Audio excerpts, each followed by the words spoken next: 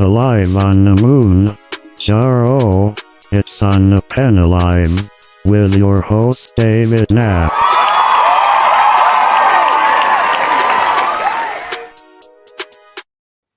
Thank you, Clap Track, and happy Thursday night. I'm your host, Dave Knapp, ManOnMounjaro. That's why I am here. You are on the pen. Wegovy, Saxenda, Victoza, Trulicity, Mounjaro's Upbound, Compound, that pen. That's what we talk about here at On the Pen. We talk about anti-obesity medications. We talk about all the news that's taking place. We talk about the new medications that are on the way because we want you to have the most competent and confident, say it with me now, conversations with your medical providing team. That's why we're here. That's why we're here, and that's why you're here with us each and every week. Thank you for being here on this 91st episode of On the Pen Live. It is so good to have you here. We can't believe we've been doing this for 91 episodes. I can't believe that next week is Thanksgiving. Can you believe that next week is Thanksgiving? Put a little turkey emoji in the chat if you are ready for Thanksgiving. I mean, I'm always ready for the holidays when they come around, but it just always seems like they smack us in the face. Like, how is it freaking Thanksgiving already? Like it was just Halloween, right? Like last week, wasn't it? But no, time flies. Life steps on the accelerator when you start having kids. It is bonkers when you start having kids how fast life goes. Life goes fast. The hairline recedes. The waistline expands. Everything, all the things. But I'm so glad to be spending this evening with you. We've got a great show for you tonight. Of course, lots to get into in the world of compound terzepatide, compound semaglutide, and then, of course, tonight's hot channel. Fit Flavor Fun is in the house. Ladies and gentlemen, if you are excited to hear the interview with Ali, put it in the chat and let me know that you are excited to hear from Ali tonight. I got to tell you, this was one of my most enjoyable conversations. Ali is one of those people that, you know, you see her videos and what you see is what you get. She is just as delightful as you would imagine that she would be.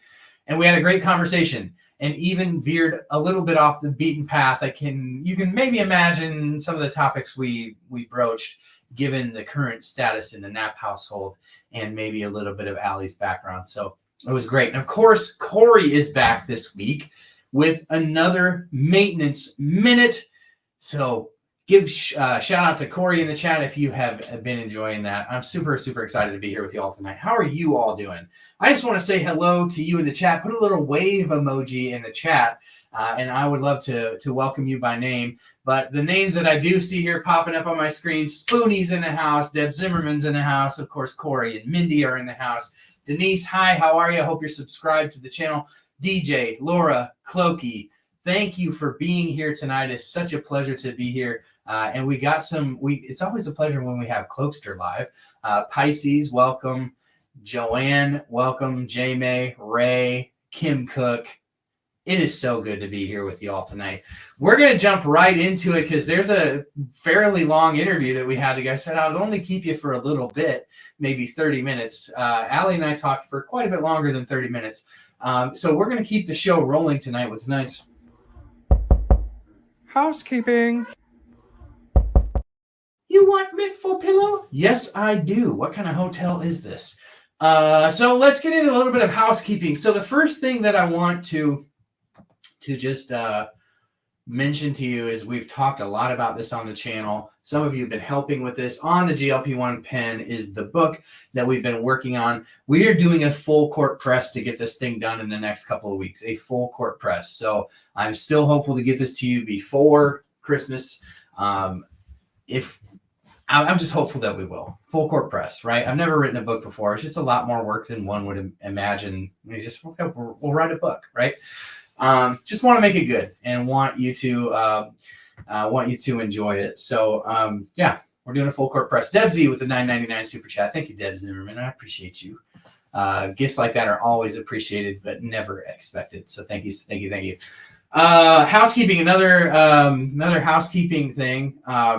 Well, a couple of things. If you would like to, I've got to go back and I've got to put the link in the description of this video. But we've been nominated for a big time award for our work in GLP-1 news. It is a Cheer Choice Award.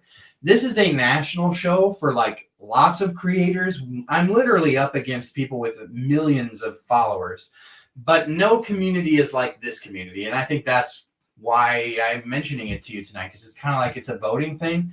And I hate to be like asking you to do one more thing when we do a lot of advocacy work here at OnThePen. We're signing petitions, we're signing form letters, we're always doing something, all right?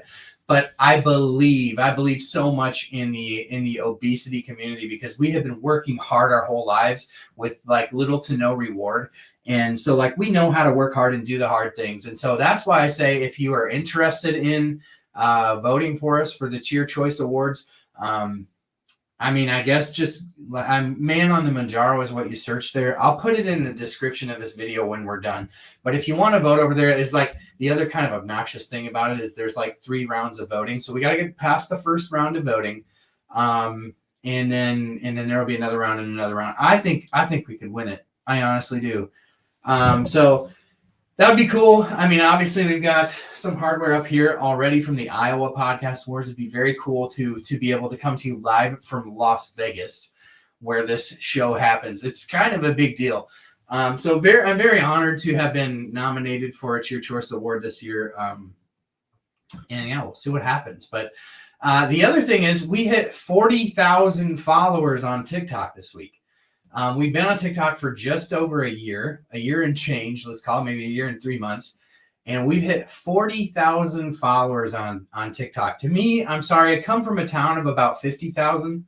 So to have 40,000 followers to me is like, how is that a thing? How is that a thing? I can't wrap my little Midwest brain about how many people that is. But 40,000 followers on TikTok. So thank you if you're following me on TikTok. If you're not and you are interested in following us on TikTok, you can definitely go over to TikTok. There's a post in my community post right now that you can check out. Oh, I forgot to turn this on. The light is like officially dead behind me. I can't even kick it hard enough to get it to turn on. So I did make this. So there we go. I forgot to turn it on though. Now you're going to know it's fake. So anyways, the light's broken too. I guess that's sort of a housekeeping thing. Cloakster with a 1999 super chat. Man, every time I go to click the chat moves. That's awesome. Thank you for the super chat, Cloakster. Always appreciated, but never expected. And you're such a great contributor behind the scenes to this channel. And there are many of you who are amazing contributors to this channel that nobody ever really knows about, but Cloakster's one of them. Sue the Dude, obviously, another one of them. And I've got many people who really help to lift me up behind the scenes. I've had a couple of weeks of just kind of feeling down, and I don't want to say depressed, but being a content creator is a lot of work. And some weeks you have it and some weeks you don't.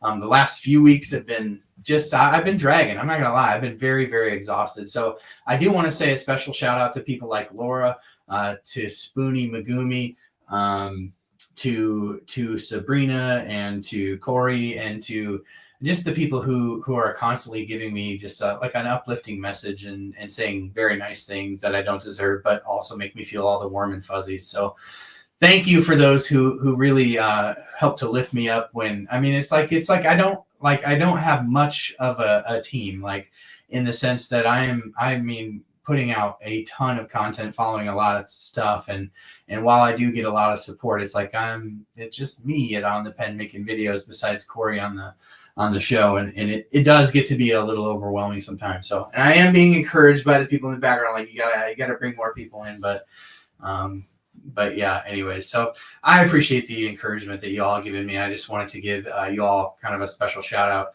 And of course, Sue the Dude, who is just always hanging out and being my number one.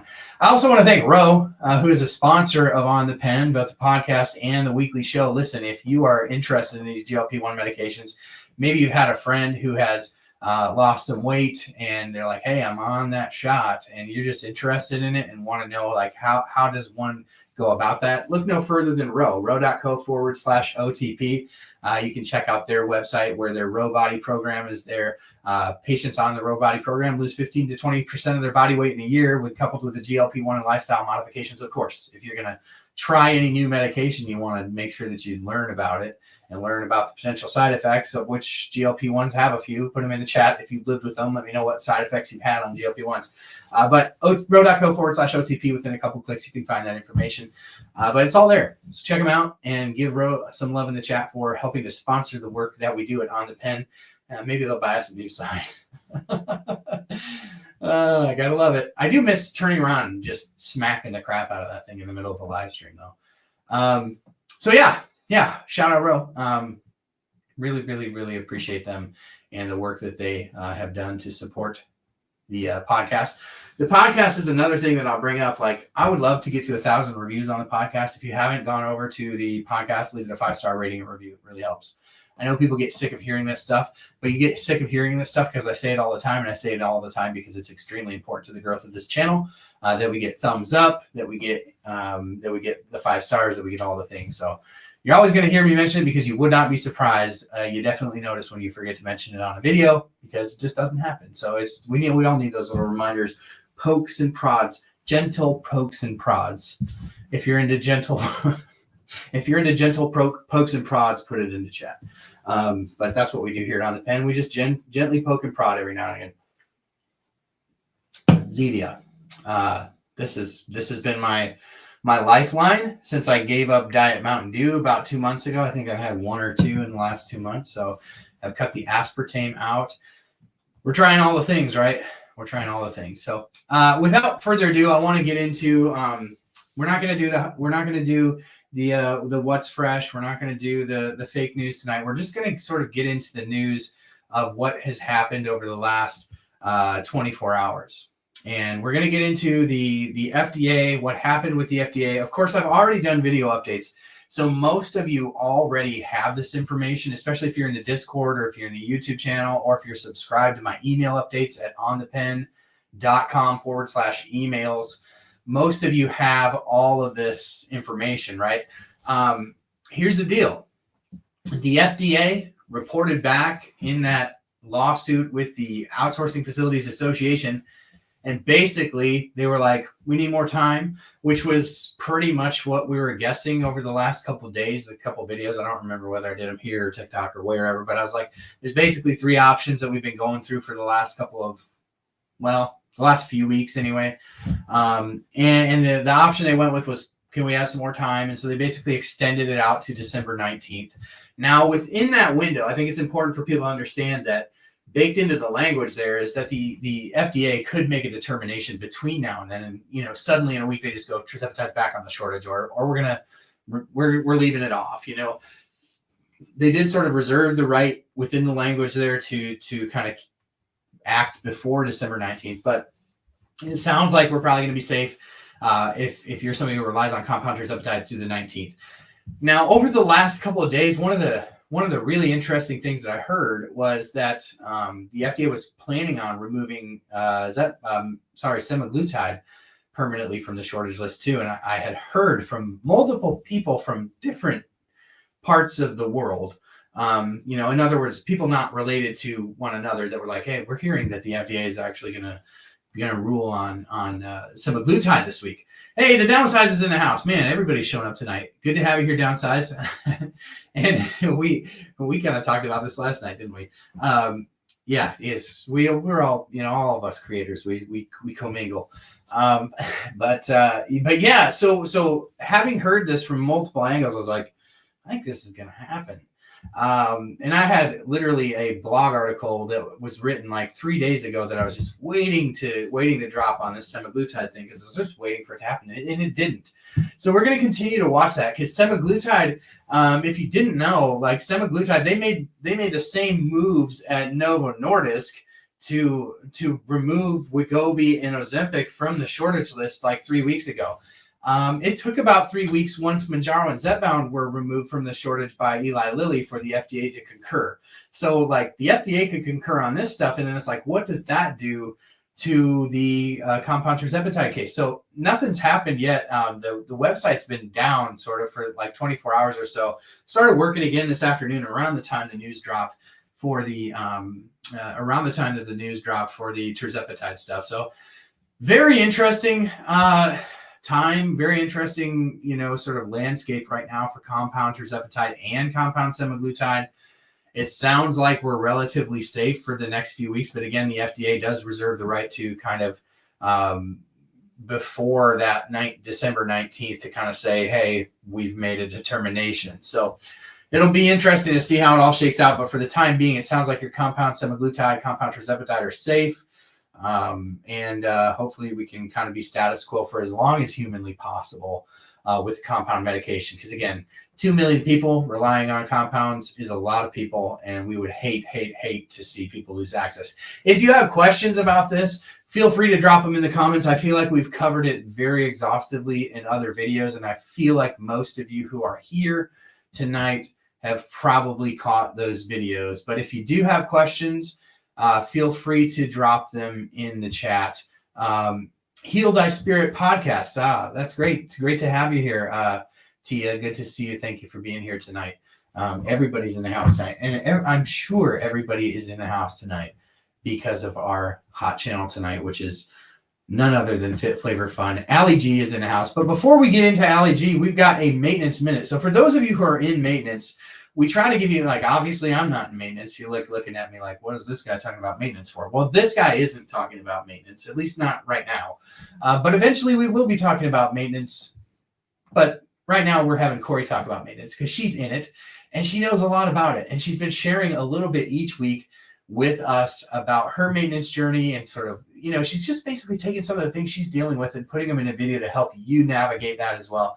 So we're going to hear from Corey in this week's Maintenance Minute.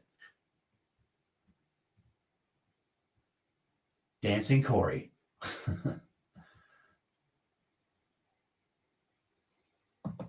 When people comment that you're losing too much weight while on a GLP-1 medication, it can feel uncomfortable, especially if you're focused on maintaining your health and well-being. Here's how you can handle these comments. 1. Acknowledge their concern, if appropriate. If it's someone you care about and their concern feels genuine, you can thank them for their concern, but reassure them that you're under medical supervision and making choices that are best for your health. Example, I appreciate your concern, but I'm working closely with my doctor and feel really good about my progress. Number 2, set boundaries. If comments feel judgmental or intrusive, it's okay to set a boundary. You don't owe anyone an explanation about your health. Example, I'd rather not talk about my weight, but thanks for understanding. Number 3, focus on health, not numbers. Redirect the conversation to emphasize that your focus is on overall health, not just weight loss. Example, my main goal is to feel good, and I'm focusing on nourishing my body and staying healthy. Number 4, consider the source. If the comment comes from someone who may not fully understand your journey or GLP-1 therapy, it might be best to either educate them or briefly change the subject. Number 5, stay confident in your plan. Trust in your health plan and your body. Weight comments can come from others' perceptions or insecurities, but you know what's best for you with your medical team. And that is your Maintenance Minute. An excellent Maintenance Minute from Corey, and super timely because next week is Thanksgiving. Of course, many of us will be around the table with our family. Some of us maybe even 100 pounds lighter than we were the year before. We've seen some of these family members. The comments are going to come, and the comments are going to be dumb. And so this was a very timely Maintenance Minute update for Corey on how to sort of navigate some of those conversations, maybe pivot and redirect. And it's a very great setup because definitely our friend Fit Flavor Fun Ali G and I talked a little bit about this as well. You're going to get some of that in the interview tonight. And I don't want to hold you hostage any longer because I know many of you, first of all, my East Coast friends, it's late for y'all. And we want to make sure that we get to this hot channel. So tonight's hot channel is none other than our friend Ali G from Fit Flavor Fun. And we are going to roll that beautiful bean footage I learned last week, obviously, with some technical malfunctions, that I can play it right from here without downloading it. So here we go. Friends, we have an exciting interview for you tonight. This is a interview that we've been trying to put together for some time now, and we're excited to bring it to you. I think this is another one you can thank to Cloakster, the matchmaker. He's usually the one that helps to bridge the gap between other YouTube creators. And I've been excited for this conversation because, again, some of my favorite conversations are the ones that we get to get the nerdiest about. And this is definitely, I don't know whether she wants this title or not, but a fellow GLP-1 nerd conversation. And I know that y'all are going to enjoy it because I know that these are the conversations that you all enjoy the most as well. So we're excited to welcome in tonight's hot channel, which is Ali G. Ali G is in the house. Ali Garrison with her channel Fit Flavor Fun. I'm sure that you're familiar with her, but if not, we'll scroll across the bottom here. She also has a Facebook group. But tonight's hot channel, Ali G in the house. Welcome her. Hot channel.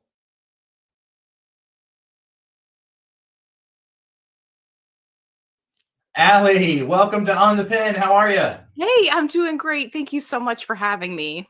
Absolutely, my pleasure. I'm very excited for this conversation, so I appreciate you making some time early in the morning to do this. I appreciate the dogs being patient too.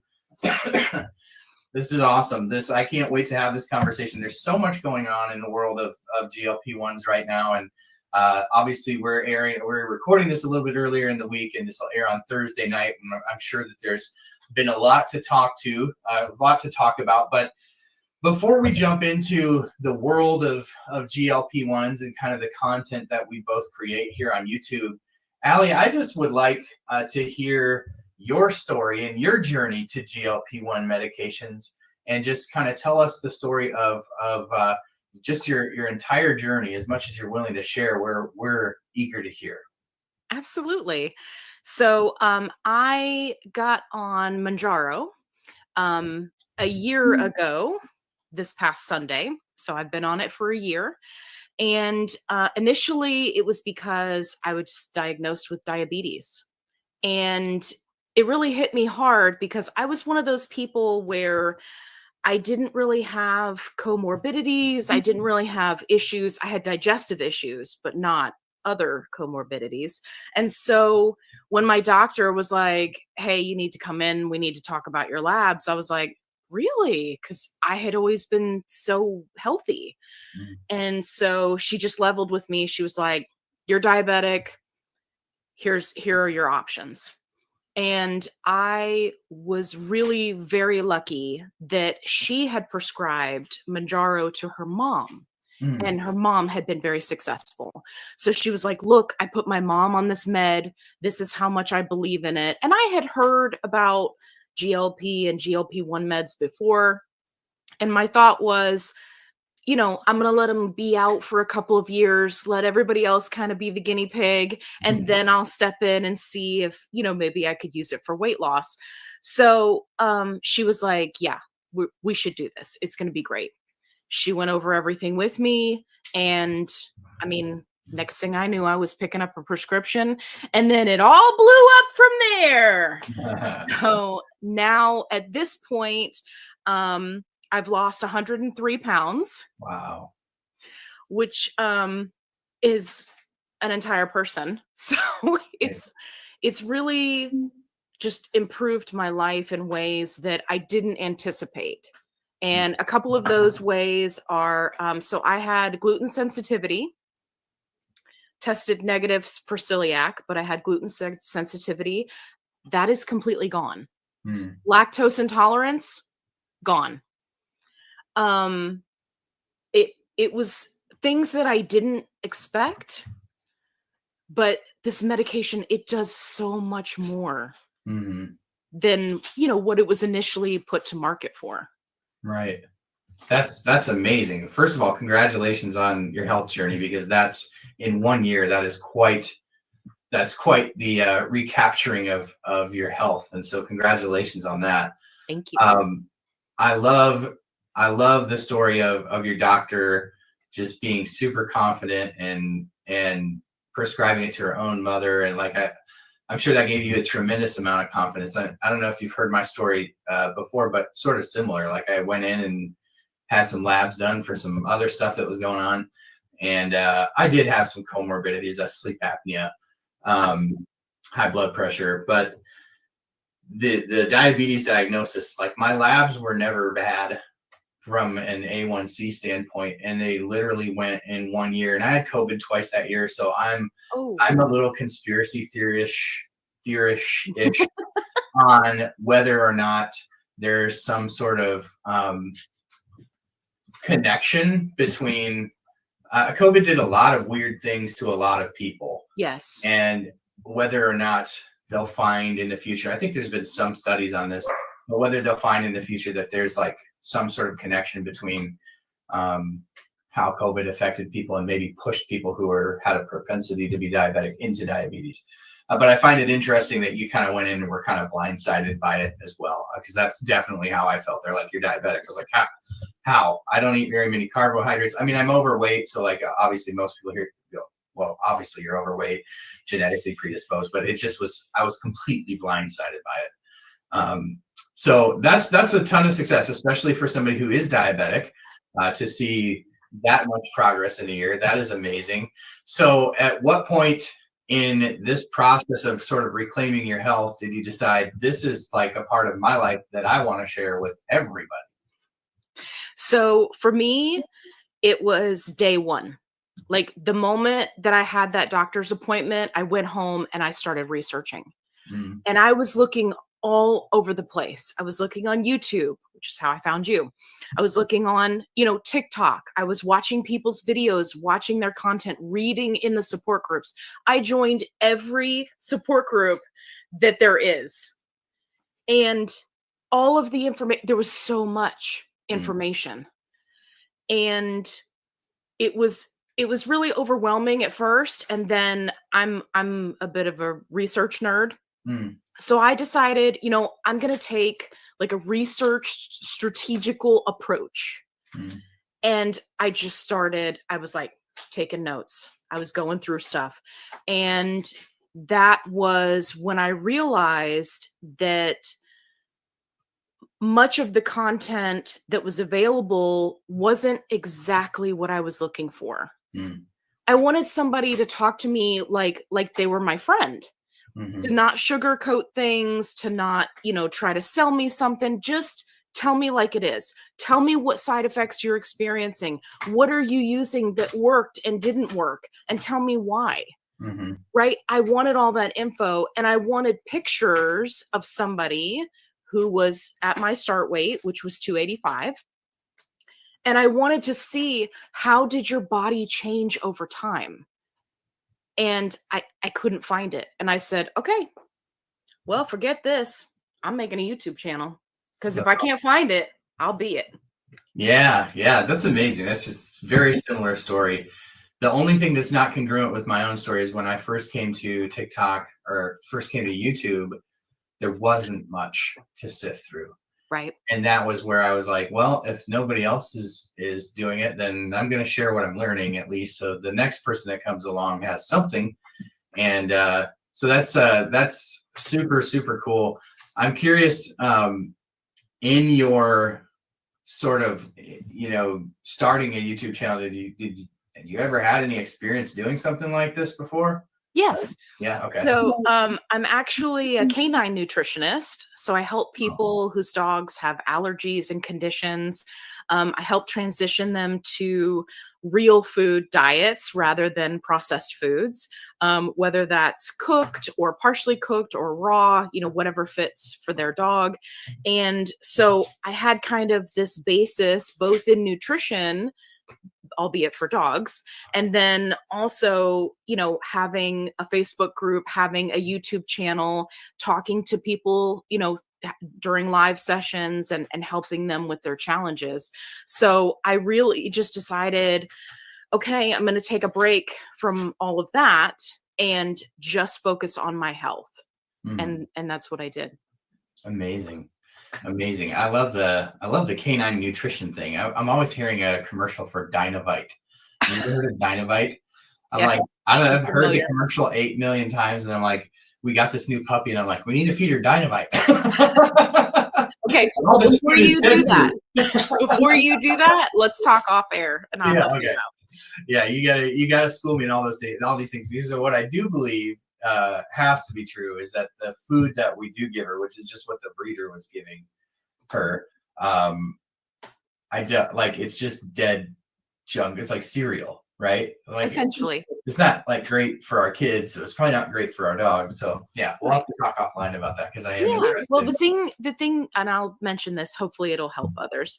The thing about kibble is it's what we're feeding them, but in the example you gave about, children and cereal, how often are they eating cereal, right? Well, maybe one meal a day, Not maybe for a couple times a week, right? But for dogs, they're eating the same thing over and over and over and over again. And in many cases, they're eating that same thing for years. People were just indoctrinated by the veterinary community and by, pet foods. And I promise I won't get off on a tangent that, oh, you need to get this one food and you better stick with it for your dog's whole life. I mean, it was brilliant marketing, but it also leads to a lot of challenges and a lot of problems. So that makes sense. We're going off on a rabbit trail, but I think that's okay. In my last job, I only did it for a short amount of time. It was sort of like I didn't realize this at the time, but it was sort of a bridge job to be able to do this more full time. In that job, I was selling X-ray equipment, and so I visited nearly every veterinary office in the state of Iowa during that year time. So like every corner of the state. And it was very interesting to me because, well, first of all, the pet healthcare system is sort of mirroring the human healthcare system, where they're just all the veterinary offices are getting bought out by big conglomerates. And so that you go into one and they all sort of feel the same. Yes. But I would say 75 to 80% of every single veterinary office that I went into had the same dog food and the same cat food. And I just found that interesting. I'm like, nobody has a different opinion on this. Like, no, everybody has the same stuff. And so I thought it was interesting. And it is sort of interesting how it does mirror our own healthcare system, where because I was in hospitals too. There's like 3 health systems in Iowa, and they're all not based in Iowa. And well, if you'd like, I could tell you how that happens. Yeah, please do. So pet food companies, like I said, smart marketing gurus. So they mirrored our healthcare system. And so working for medical companies, which is what I do now. So one of the tactics that many medical companies do is let's get them while they're still in school. So they go into the hospitals, they go into the schools and say, hey, we'll give you our software, our equipment, we'll give it to you. So that those future doctors, physicians, nurses, they're already used to using our equipment. So then when they go out on their own. Equipment, right, like EMR stuff, or? Oh yeah, absolutely. And it goes from, the expensive X-ray equipment all the way down to, the type of needles, like all of it. Yeah. So pet food companies, right? Again, smart cookies, they did the exact same thing. So they went into the veterinary schools. They started creating the textbooks. Nice. Creating the textbooks. I'm getting closer to the microphone. They make the textbooks, right? Like, you can't tell me that there's bias there. Right. So, but I could go all day and tell you about this stuff. So, but that's how it ends up happening. Yeah. They get into the veterinary offices. They've, they established this relationship with them while they're in school, and then it just goes from there. Yeah. Yeah. It's like a gateway drug. We'll give you all of this stuff, and then you'll be hooked on it for life. And yeah, because the kickback is not even that significant. Yeah. And people often think, oh, well, the vet's getting a kickback by XYZ company. It is minuscule. Yeah. The markup when it comes to kibble for dogs and cats is, the vet is paying for it from the company and then marking it up to then give to you, it's not that high, right? Because the company wants to make money off the vet too. They're not gonna. So anyway. Yeah, it's wild. It is wild. There's there's the health systems that are coming in and buying up all the veterinary offices, and then there's the supply companies that, from everything from the dog food to the needles to the blood work to everything, and they just sort of package it all together in a very convoluted way, and really almost kind of like a monopoly. I would say like 80% of the market share in Iowa is like one company, and again, it's not to get too far off track, but it does mirror the human healthcare system in the United States, and none of it ultimately is great for patients, right? Canine or otherwise. So it is very interesting. Very interesting that that's the world that you kind of live in, and definitely the world that I was living in prior to last year. So let's talk a little bit about the matter at hand, the GLP-1 community. And I think like one of the things that seems to be weighing, pun intended, on people this time of year is, for so many people that take GLP-1s, they don't have an appetite, and yet they want to be able to enjoy food. Did you watch the Sanjay Gupta special on CNN this week? I didn't. I need to. It was interesting. Like, I kind of went over like what I found interesting, but the one thing I didn't mention in my video that they did touch on was they had the chief Novo Nordisk scientist that was involved in creating, I don't know what they actually said, but I assume liraglutide because it was like their first GLP-1. Right.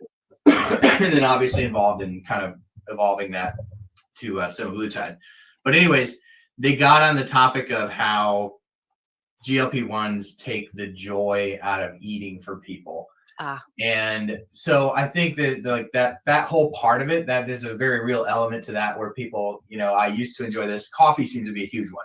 Like if you really enjoyed coffee and then you get on a GLP-1, for a lot of people, they're just like, I take it or leave it. And I used to need it. So when it comes to the holidays and Thanksgiving and Christmas, there's so much I feel like emotion ultimately wrapped up around the experience of the holidays and family and the foods that you used to eat, a lot of nostalgia wrapped into that, and people just want to enjoy it.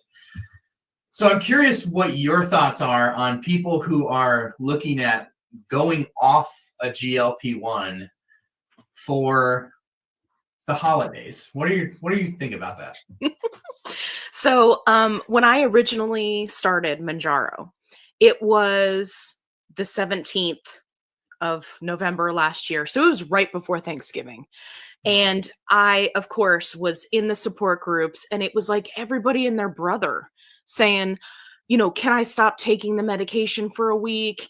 I've got family in town. And it seemed like people were of two mindsets, right? It's a medication, you need to take it, don't stop taking it.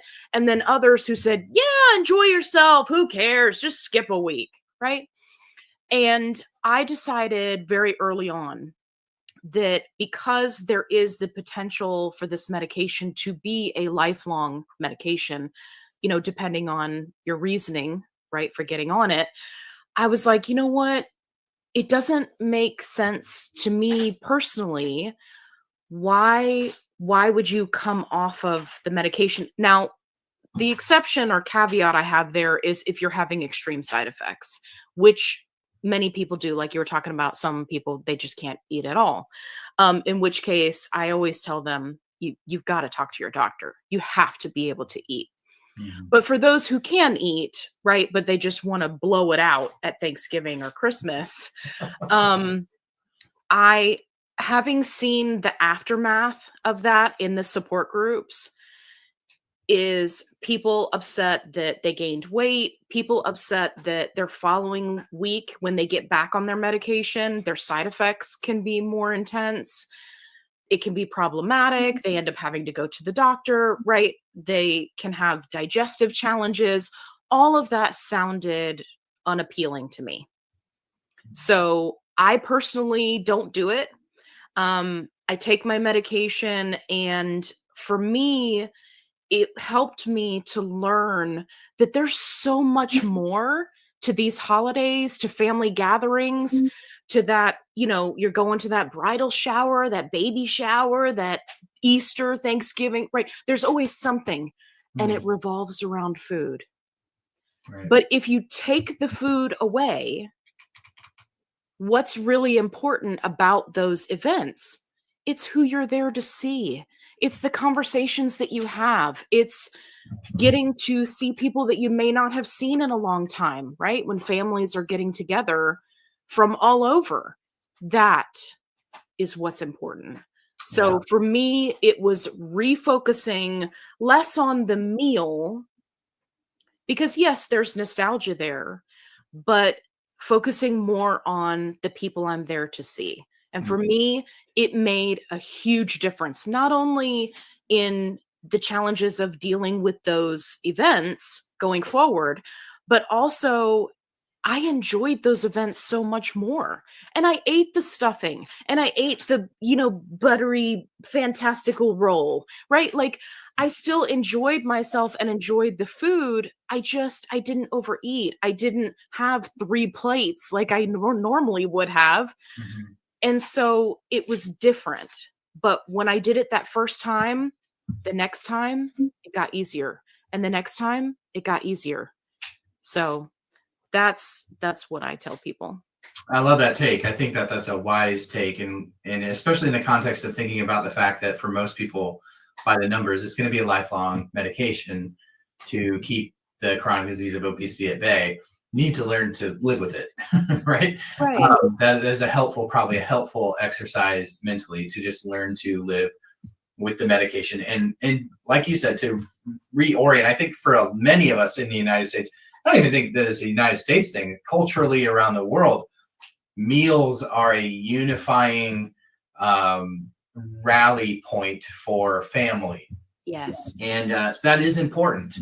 But being able to have it be about more than just the food, which I think for many of us is where the disconnect is. It's like we get so wrapped up in the food because it's an obsession, or call it food noise or whatever you want to call it, around a holiday, that that it seems to be the prevailing most important thing, and not really what it's intended to do, and that's bringing people together. So I love that. I love that perspective. In fact, I just on the topic of nostalgia and food, my grandma, when we were kids, around Thanksgiving, basically all the way from Thanksgiving time through Christmas, she would have this tin of Chex Mix that she, the typical Worcestershire sauce, garlic, salt, like just you could eat way too much of it. Yes. And so I make that for our kids, and like it's a nostalgic thing. Like we made it for the first time last night, and just the smell in the house and all that stuff. Right. So those are good things to build tradition around, but it's also like the family, the togetherness, the time, the seasons. So kind of hard to pull those things apart when you struggle with obesity and make it about the people and not the food. So I love that perspective. One other thing on the topic, because I'm sure you have like really great take on this too. You're sitting around the dinner table. Ali is 104 pounds less than Ali was last year. And this inevitably becomes a topic of conversation Every time. How do you navigate a couple of things, right? Because I think most of the comments that you'll hear, you meaning us, everyone, have to put in the context of it's probably coming from a good place. Not all the time. Right. Some people have, some challenging relationships with their family. But I think in at least my experience, I have to always remind myself if I'm down a few pounds and I'm looking thinner or whatever, I'm going to get comments, and they can sort of be hurtful, even though I know they're coming from a good place. So how do you navigate that? And then the flip side of it, how do you navigate family members who might say something like, you're getting too skinny, or I'm worried about this medication. I just saw pancreatitis. yeah, I just saw people get cancer or pancreatitis or fill in the blank. How are you, Ali, navigating those conversations around the holidays? So for me, it's a little bit different than for many people, because I'm a GLP-1 advocate. So for me, it's an exciting opportunity to educate everyone until they're bored to tears. And I love it. And I jump all over it every single time, which in and of itself, in case anybody wants to try it, is a great defense mechanism because people will shut up real quick. Yeah. But I take it as an opportunity to educate, especially if I hear somebody saying something, right? Like in the world of social media misinformation, right? I will 100% step in and say, hey, well, did you know that that's actually not true? And look at all these great things, right? Mm-hmm. So there's that tact. If somebody is trying to compliment me, right? But, they insert foot into mouth. It happens. Oh my gosh, you look so great. You look so much better than you used to, right? That kind of thing. I give them grace because I understand that they're trying. And I think that as a society, we are evolving in such a way that it's just not something somebody should be commenting on, whether they've gained weight or lost weight or whatever. We are moving in a direction to get away from that. Yeah. But in the meantime, people are going to trip over themselves. Yeah. And they're going to say things and not think about how that makes us feel. Yeah. So I always take it at face value. If they're coming from a good place, I'll just be sweet about it. Thank you so much. Oh my gosh. Yeah, it's been so much hard work. Right. Now, if somebody gets nasty, which is my personal favorite, I like to call them on the carpet. And this is one of the things that I actually do on my YouTube channel. It's called Having Fun with Negative Comments. And I will 100% roast them in front of everybody. Now, I'm not particularly cruel about it, but it will be enough to embarrass them so that they never, ever do that again. But I have been very lucky that I do have a supportive family, supportive friends, supportive spouse, and all of that really makes a huge difference. I will be seeing a lot of extended family who has not seen me in a couple of years for this Thanksgiving. So come back around and ask me how I handled that, because the last time they saw me, right, I was at my highest weight. So I think it'll be interesting. Yeah. I would put my money on, are you on one of those shots? Yeah. Oh, and I love that. I love that. Yeah. And I love your, yes. I love the track that you're taking with this too. Is exactly the way that I would go. Is, I haven't had the blessing of losing like take a step back amount of weight on these medications, but I always relish the opportunity to talk about them and to educate people on them. And like you said, it is a great defense mechanism. When somebody brings it up, it's like, oh, I love it, especially when people bring up points that just are blatantly not true, like the thyroid cancer, or or these are unstudied, they're untested, people don't know what the long-term effects are. It's like they're actually but yeah, those are all great tracks. One of the things that I kind of, back to the comments, like the comments that I think are most often well-intentioned, but just really miss the mark when somebody's commenting on your appearance. It's like, you're looking great, which implies that at some point you didn't think that. Right. And I, like, it's like those kind of comments that just kind of can grate against you sometimes. It reminds me a lot of when, I don't know if you've ever lost anybody that's close to you, but I remember when my dad died, one of the things that people would say when they'd run into you is, how are you doing? Yeah. And like in those moments, you had to sort of remind yourself that the person in the moment doesn't know what to say. Right. They feel inclined to say something. Yes. They don't know what to say, but their intent is to be caring. Right. And so if you can, instead of doing what you want to say and saying, how do you think I feel? My dad just died. How do you think I'm doing? Right. But to really understand that the person is coming from a perspective of they want to say something because they feel inclined to say something because they care.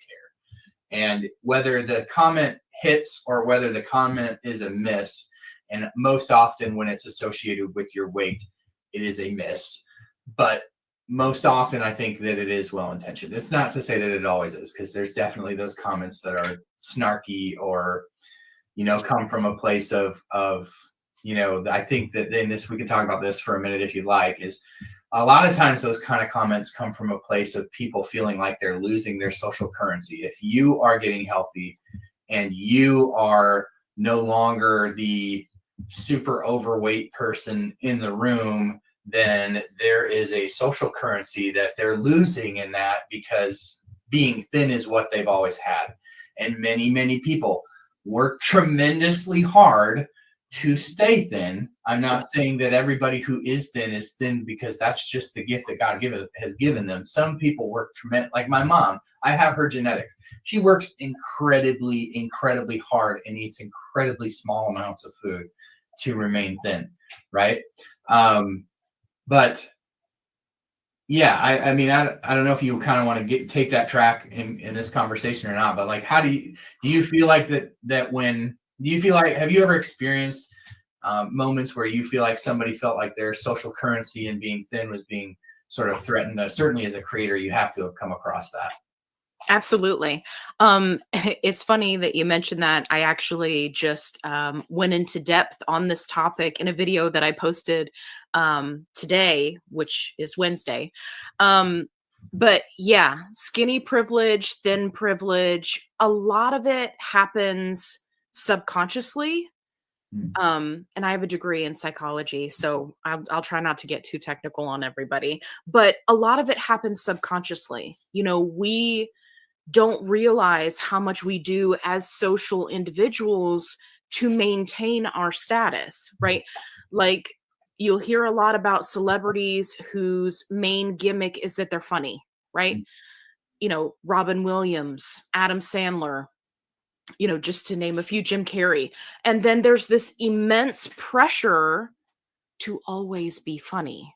Right. So that same kind of social construct happens to people based on how they look, right? You'll find that, big female creators, like with the blonde hair and the very conventionally beautiful, right? If they change something about themselves, like dye their hair brown, there's often a bit of backlash because they've changed. And people like consistency, whether they realize it or not. So in your own friend group, social group, right, making big changes like how you're shaped can really impact people, and they don't often know how to deal with those feelings, right? It could be jealousy, it could be, despair over, again, losing that social currency. Like, you were the fat friend, now what am I? I was the pretty one standing next to you, now we're both pretty, now what do I do? Right? People don't know what to do with themselves. And often a lot of that internal conversation is happening subconsciously, and it's so much easier for them to just get angry. And you'll see that a lot when the gym bros and the gym gurus are posted on TikTok, and they're like, these medications are the devil and they're bad and you're going to get pancreatitis, right? And like all the garbage. That's where that comes from. It comes from, not being able to deal with those emotions because they've never in their entire life had to deal with them before. And that it goes back to what I was saying about how our society is going to shift over time, because essentially they're right. That currency will not be as effective, right? You're going to have to do more and say more and be more to stand out if everyone, right, looks similar. if there's not that easy pinpoint to be able to make fun of someone or attack them for how they look. Right.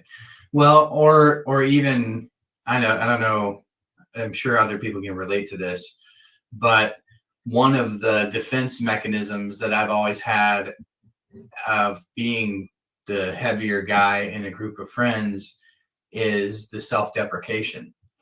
And I've come to realize the older I've gotten, the more comfortable in my skin I've gotten. So I don't need to use that as much. But I definitely have in the past, and it's kind of like when you are relating to yourself in self-deprecating ways because of your weight, and all of a sudden you're not. That's, again, your friends can have come accustomed to relating to you in that way because you have invited, like, that's the dynamic that you have perpetuated, right, in a way, through your own defense mechanisms. And so it could be hard for them, in fairness, to relate back to somebody who's suddenly no longer relating to themselves in a self-deprecating way. I mean, guys especially, we use humor to mask pain a lot. Like, I don't know if you saw this past week that Jim Gaffigan came out and said that he's on the pen, came out. Hey, I'm out. I have reached out. I really, really like his publicist is at least communicating with me. I really hope that I can convince him to come do On the Pen. But I feel like it'll never happen. But a guy can dream. No, don't say that. It might happen. Yeah, we got to speak it into existence, right? He's used sort of that self-deprecating humor, and so, like, I put a TikTok video out and I was like, listen, you have sort of a unique position to talk about this because you've openly talked about your own struggles in a self-deprecating way, because that's probably how you're dealing with pain. That's definitely been something that I've used over the years. But yeah, I think that it's super interesting to see people like Jim Gaffigan who I can just identify with that, because it's just like, dudes, like, that's how we deal with our own deficiencies, personality wise. Not saying that obesity is a deficiency, but the things that within ourselves that we wish weren't so. Sure. Are just easy to mask, things with humor. So yeah, all interesting conversations. Now, we'll touch on this real briefly, and then I'll cut you loose. I can hear my dog in the background, so I probably need to give her some attention. But so this is airing on Thursday night. The OFA and the FDA have to report back tomorrow morning, Thursday morning, to the court on this tirzepatide compound thing. Ali, how do you feel like that's all going to shake out? It's a tough one. I think it's going to go one of two ways. I think that there's either going to be an extension or another delay of some kind, or I think that these medications will go back onto the shortage list. I can't imagine that they would have a defendable position to say, oh no, we evaluated everything and it's fine. There's no shortage. We're good. Right. And even in your videos, you've touched on, maybe what Eli Lilly was doing was holding back medication, right? Sellable medication, rather than putting it out there. That's not the same as having a stockpile. That's not the same as being able to meet demand, which we all know they can't do. I mean, you could hop into any support group and within 5 seconds see that, people, it's in shortage. All of them are. So I'm hoping that they follow it through. I'm hoping that compounds can stay. There are so many patients that are relying on them because insurance, when it comes to GLPs and GLP-1s, garbage. They don't want to cover it, right? Like, all of the hoops that we're constantly having to jump through. We need compounds. Yeah, I agree. I mean, I believe that compounds are. I believe in the way the system is set up. I believe that the free markets, deficient as they may be in equity and accessibility, the free markets have given us these drugs, but then we have put in place a backstop to make sure that people aren't left in the dust when the patent holders cannot make enough of what they're bringing to market, and they can't. And to say anything otherwise is strictly gaslighting at this point, because as you said, all you have to do is venture into any group, and I've noticed, I don't know if you've noticed this lately, but I feel like in the last couple of weeks it started to get bad again, like March level bad, where people are going, I'm going, and I can't even get a date as to when they'll be able to get it. Now, I did hear yesterday afternoon that this week Lilly this is just hearsay, but that Lilly flooded the distributor market with supply this week. And so all those people who have been waiting will likely, everything will be resolved so that as the FDA makes the ruling, everything's hunky-dory again. And then my fear is, and this is maybe the part that I need to do a little bit more research on, is that once they get this all removed from the shortage list, what would ever be the impetus for it to go back on? Because I don't know what the threshold is that they're required to go, hey, we're not meeting distributor demand. Because it seems like at this point, it's just this sort of honor system of reporting, and there's no transparency for us in any of it. It's just, we just have to continue to feel gaslit over the whole thing. My prediction on tomorrow is that, this could happen tomorrow. I agree with you. Like there's three outcomes. It goes back on the shortage list tomorrow. They decide to keep it off the shortage list tomorrow, or there's some sort of request for a continued delay. In which case the OFA they don't have to agree to that. Right. The OFA and the courts and the FDA all agreed on pushing it out this far. I don't know that they all have to go along with waiting longer. They could, the OFA, I believe at that point, if the FDA said they need longer, the OFA could go, no, we're just going to move forward with the litigation. I think that's accurate. My prediction as to what happens ultimately is that Big Pharma wins. I don't see them losing. There's not enough clarity in the law. I mean, this is not to say that the OFA couldn't come out on top in the litigation, right? But I mean, as far as Lilly ultimately getting their way, I think one way or another, they're going to find a way to limit access to these in a significant way, whatever that looks like. They're just too big and too powerful. Novo as well. And the interesting thing to me in all of this was how Novo has handled this.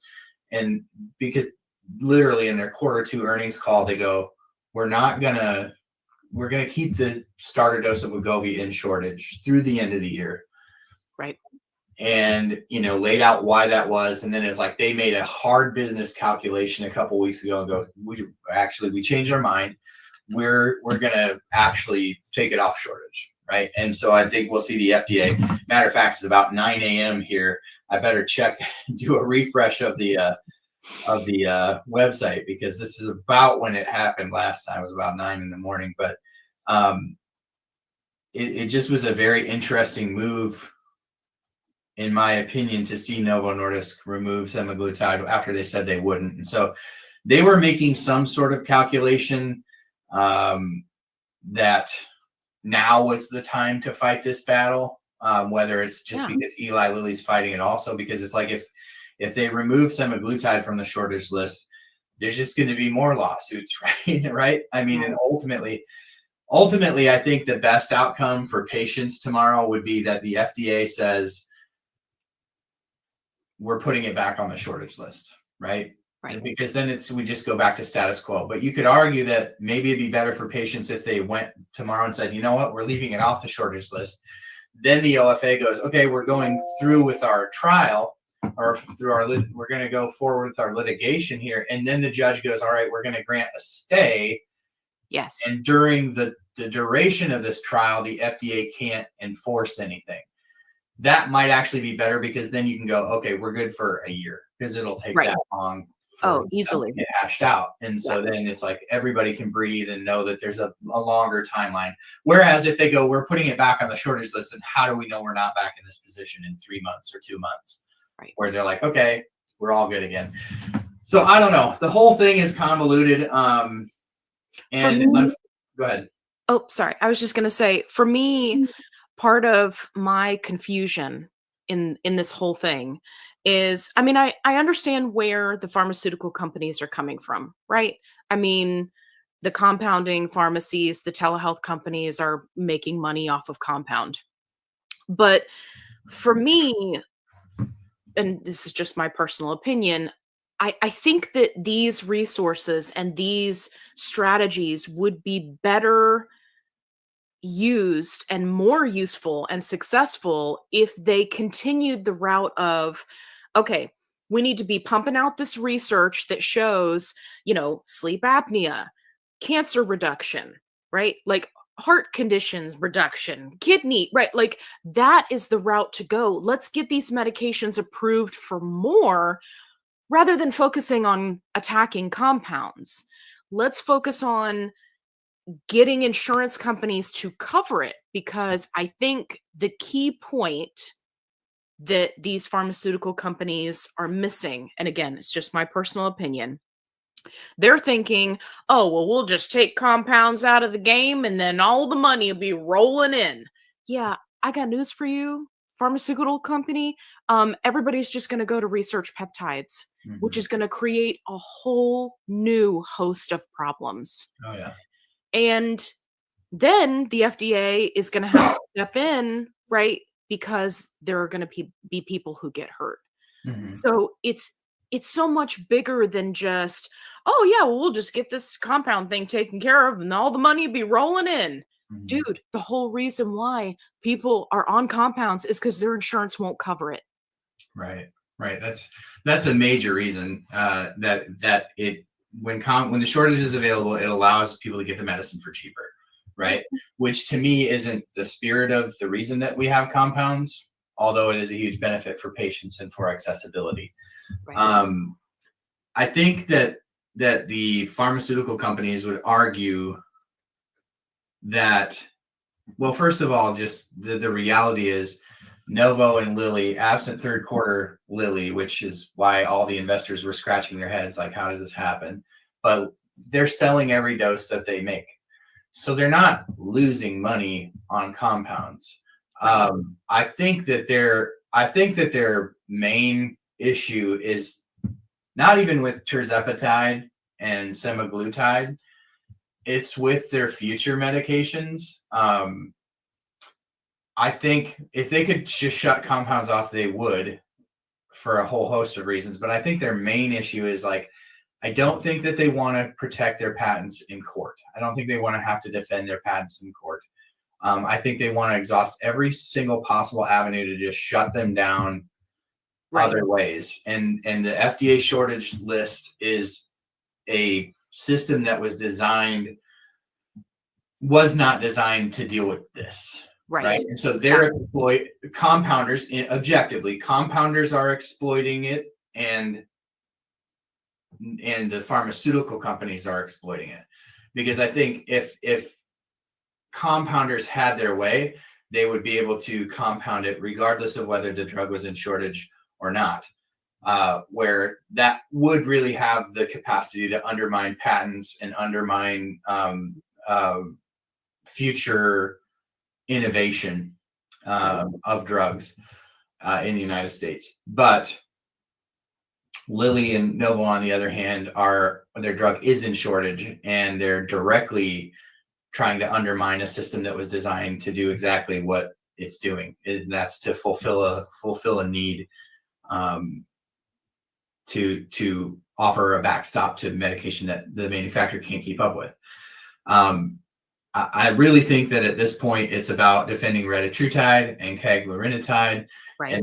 And the fact that so much of the valuation of both of these companies are baked into the success of those drugs. You see Eli Lilly, I don't know if you follow this stuff closely or not, but you see Eli Lilly's already suing to get retatrutide classified as a biologic so that there never will be compounding, regardless.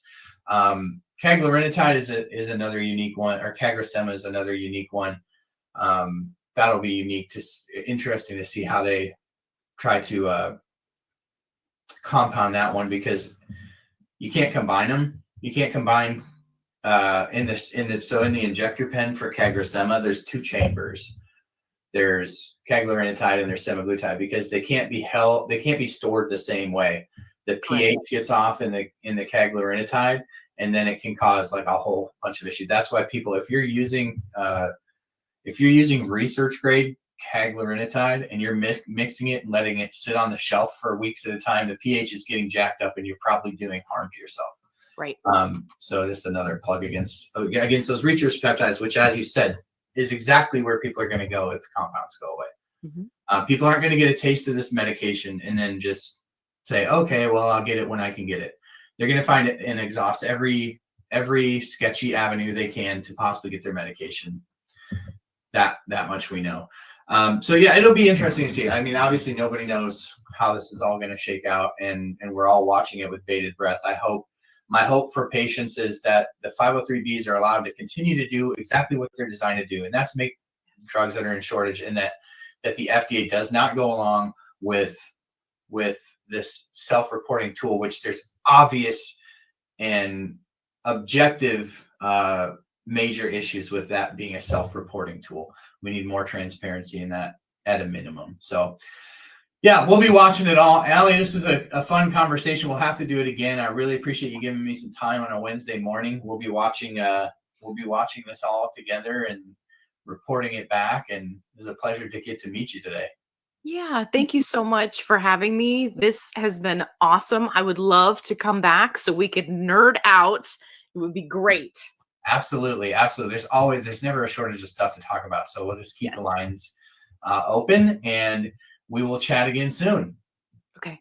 Thank you. Right, thanks, Ali. Oh, and don't forget, can you, right before I let you go, tell everybody about where they can find you on the other socials. I've had it scrolling across the bottom, but just remind people. Yeah, so definitely jump over to my YouTube channel, Fit Flavor Fun. That's where the majority of my content is. If you're looking for a positive only support group, I've got you covered, right? We all know support groups can get a little wild sometimes, but we are positive only, and we're all about like boosting people up and helping them. So it's on the little scrolly bar. It's like that really long name. That's it. So Awesome. Definitely check it out. Oh, you got all the brand names in there. I love it. Yeah, so definitely check Ali out at Fit Flavor Fun over here on YouTube, and then her Facebook group, all the names. Check it out. Thanks for being with us today, Ali. It's a pleasure. Thank you. Talk to you later. Fit Flavor Fun, Ali G in the house today. We are so thankful that she was willing to give some time to the channel today, and we will definitely have her back. If you enjoyed the comments, the conversation rather, please give her some love in the chat. Make sure you go over and give her a follow.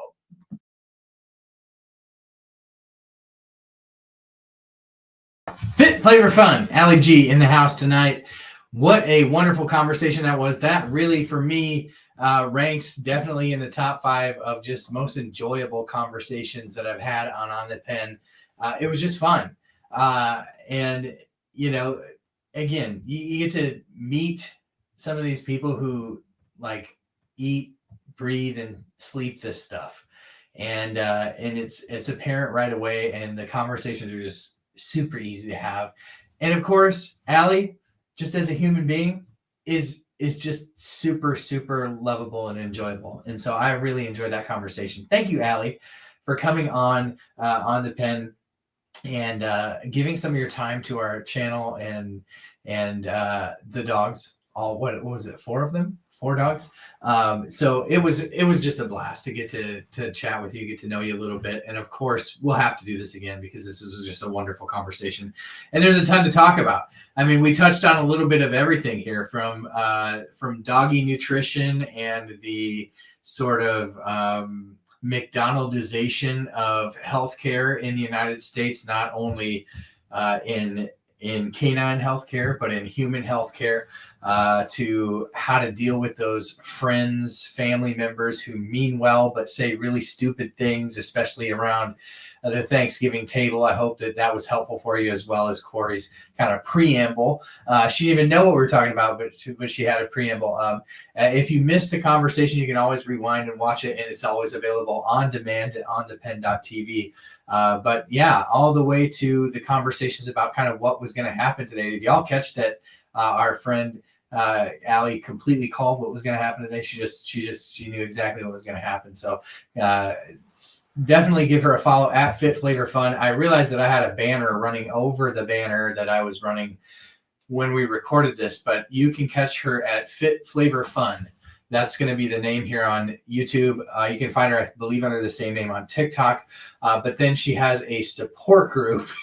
Somehow she missed the ban. It's like, how did you miss that first round of banning? Like, I got banned because I used the word Zepbound, but you've got Mounjaro, Zepbound, tirzepatide, Ozempic, Wegovy, semaglutide, support.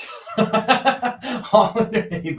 But as she put it, like, that is she must put an extra amount of effort into moderating so it's a positive place. That is a very hard thing to do in a large Facebook group, because I always say, with a group of 10 people, you always have an idiot that you have to corral. In a group of 10,000 people, you have many idiots to corral, and it just gets bigger from there. It's impossible to keep it out. But apparently Ali does a great group over there on Facebook. So make sure you join Ali's Facebook group. Make sure you give her a follow on YouTube. If you're watching this sort of on demand after it was live, I'll make sure that I link Ali's YouTube channel in the chat or in the comments or in the description of the video, which is a little harder to find now. I think you have to hit more underneath all the, Google makes everything so noisy. Like, just make it simple and easy.